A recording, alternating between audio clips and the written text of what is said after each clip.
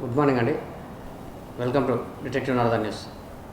ప్రస్తుతం సమాజంలో శాటిలైట్లు అంతరిక్షంలోకి వెళ్ళి అరచేతిలో ప్రపంచాన్ని చూపెడుతుంటే మూఢనమ్మకాలు ఇంకా సమాజంలో వేళ్ళునుకోవడం పట్ల సర్వత్రా విచారం వ్యక్తం అవుతుంది. ప్రస్తుతం చూస్తే విశాఖపట్నం జిల్లా జ్ఞానాపురం చర్చిలో 11 ఏళ్ల బాలిక మృతి అనుమానాస్పదంగా ఉంది.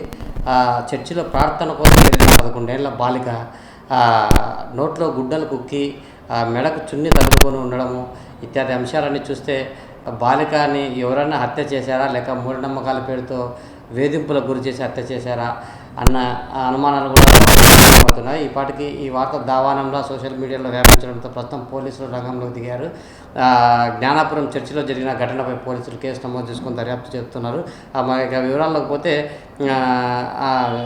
జ్ఞానాపురం చర్చిలో గాలి సోకిందని పూజలు చేయించడానికి చర్చి తీసుకొచ్చినారు ఒక బాలికని. ఆమె తల్లి అమ్మమ్మ జ్ఞానాపురం చర్చిలో జీసస్ బలిపీఠం మధ్య మృతి చెందింది ఆ బాలిక ముఖాన్ని చున్నీతో చుట్టి నోట్లో గుడ్డలు కుక్కినట్లు ఆనవాళ్ళు కనపడంతో పోలీసులు బాలిక తల్లిని అమ్మమ్మను అదుపులోకి తీసుకొని